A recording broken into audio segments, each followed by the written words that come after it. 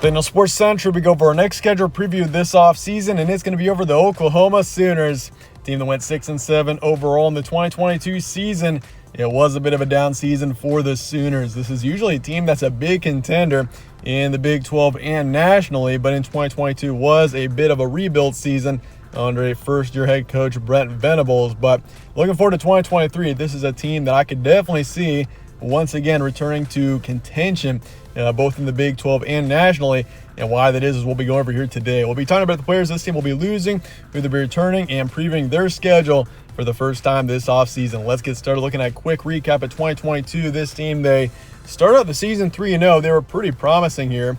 They beat UTEP, Kent State, and Nebraska in dominant fashion. They beat Nebraska on the road 49-14.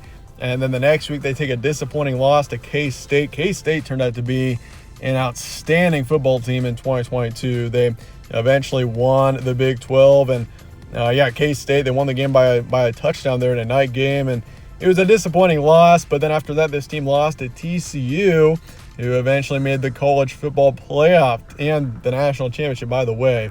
And they lost that game 55-24, then got shut out against Texas.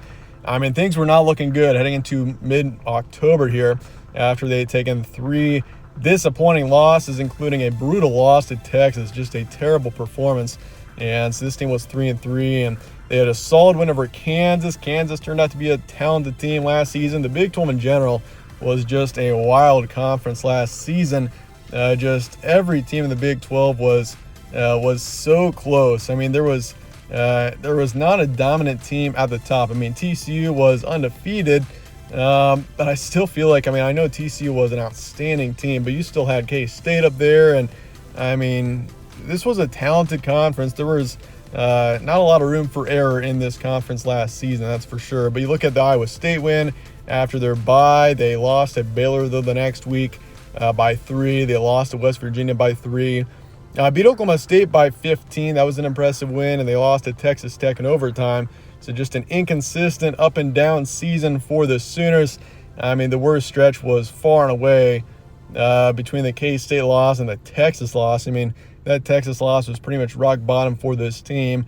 It was definitely important that they got that win against Kansas the next week. And then they played Florida State in the Cheez-It Bowl, and not a bad bowl game. Florida State was playing really well down the stretch, and Oklahoma hung in there, made it a game, but Florida State got the win in the end, 35-32. So final record, 6-7. This team was really close down the stretch. They lost 4 games in their last 5 by 3 points in each of them. So this team was close. They just didn't. They weren't on the right end of a lot of close games. But 6-7, the overall record. A disappointing season for a blue blood like Oklahoma. But looking forward to 2023 now, your roster preview going to next season. Dillon Gabriel is returning, the starting quarterback for this team. Last year, he put up just over 3,100 yards, 25 touchdowns, and 6 interceptions. Not bad stats for him. 63% completion rate. You'll take it out of Dillon Gabriel, the UCF transfer, and we'll see if he's able to improve going into 2023, and I definitely expect him to, being with OU already for a season. Eric Gray, you do lose him. That is going to be a tough loss there. He's going to be tough to replace. Put up nearly 1,600 yards of total offense and 11 touchdowns last year.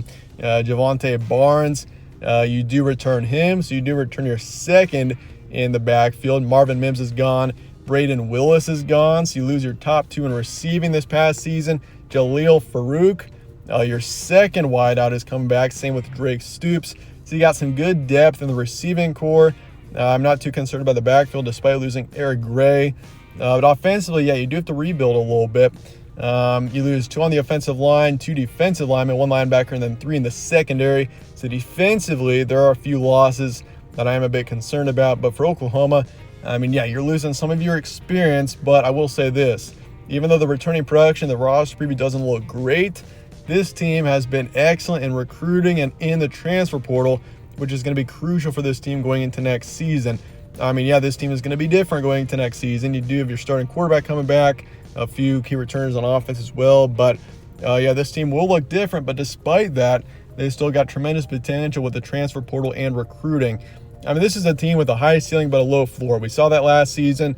Oklahoma's expectations were pretty high despite having a first-year head coach, and they did disappoint a bit. I don't really think many expected Oklahoma to go 6-7. But I mean, this team, you look at those close losses down the stretch, even that close loss to K-State. I mean, you flip a couple of those, this team is suddenly an 8-4 or 9-3 team last season. So I mean, this is a talented team. They were a talented team last season. They just couldn't quite get it done. And I think having Brent Venables in his second season, that's also going to have a positive impact. But brings up the question, will this team once again be a contender in 2023? I think so.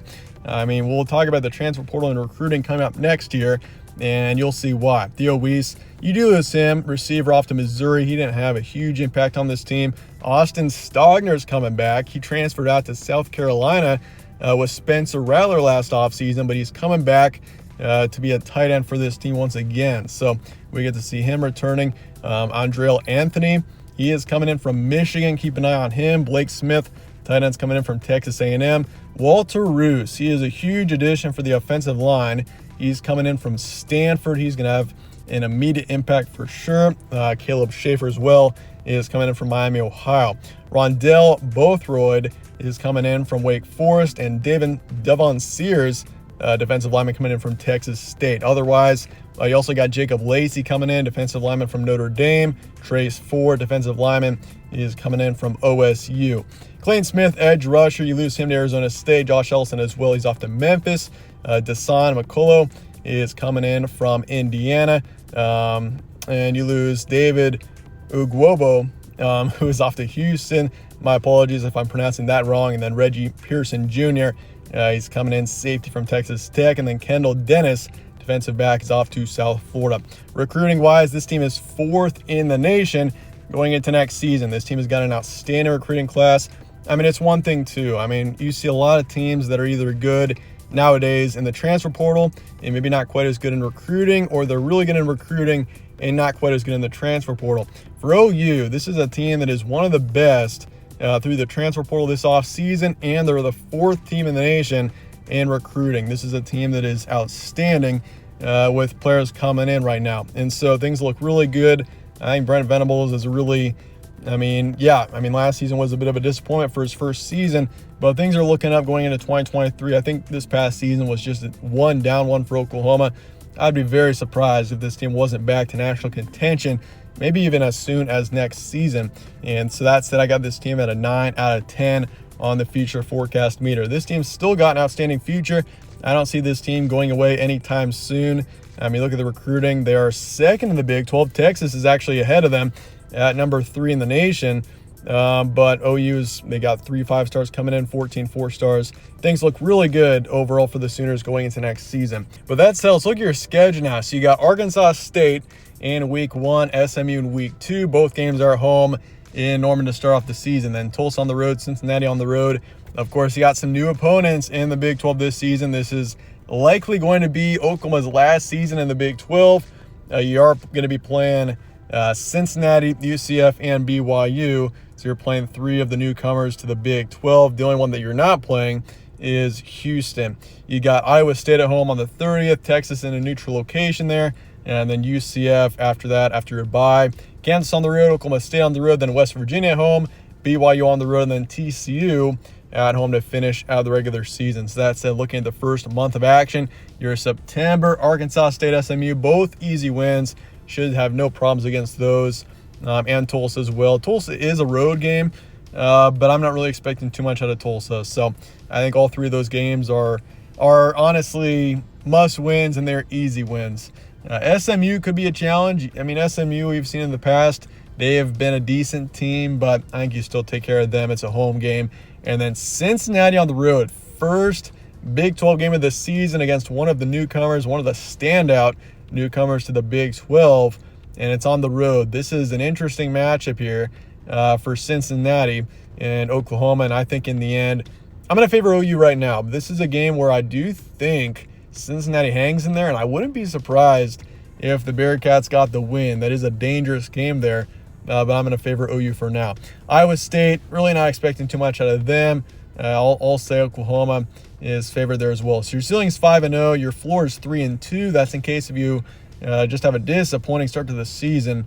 I mean, honestly, I just don't see you losing Arkansas State, SMU, or Tulsa. So that floor of 3-2 is probably if you lose to both Cincinnati and Iowa State, which is unlikely. But looking at October here, you got Texas, which was a disaster game last season. It's in Dallas. You got shut out last season, 49-0.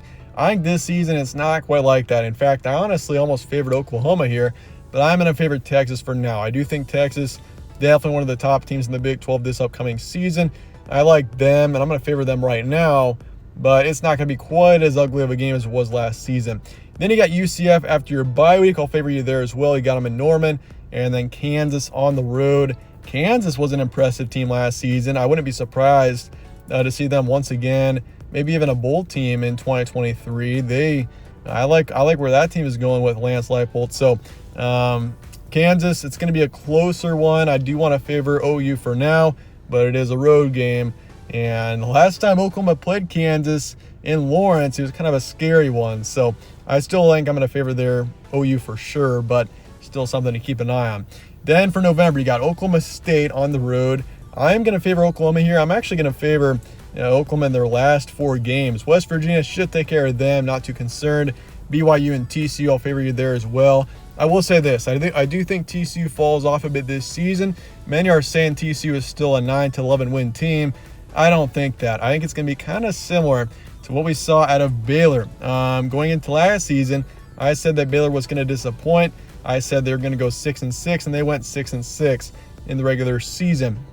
I'm not saying TCU is going to go 6-6. I think TCU honestly has got more potential than 6-6, but I do think they disappoint a bit, and they're not going to be quite as good in 2023. So I'll favor you there. BYU on the road, that's a dangerous one. And I'll say this as well. I do think, Oklahoma, I've got them favored in 11 games. But I do think this team loses more than one. I do think they lose 2 or 3 games in this season. I don't think it's going to be a quick enough turnaround for this team to already be an 11-1 or 12-0 team. I've got the ceiling at 11-1. It's a possibility, but I just think still this early on in the Venables era, I do think there are still some bumps in the road, and this team is going to lose a game or two. And I also think they're going to lose to either Cincinnati or BYU. They're going to lose one of those games. Not sure which one. I'm favoring OU in both. I do know that. But I do think they do lose at least one of those. And I'll give you guys my official predictions soon in a couple of months. And we'll predict it game by game. But I do think that Texas game, I'm going to favor the Longhorns. But otherwise, I do think a successful season is ahead. Your ballpark is probably 9-10 wins for Oklahoma going into next season. But let me know your thoughts and comments below on the Sooners. And I appreciate you guys all watching as always. Stay tuned for more from All Sports Central. Catch you on the next one.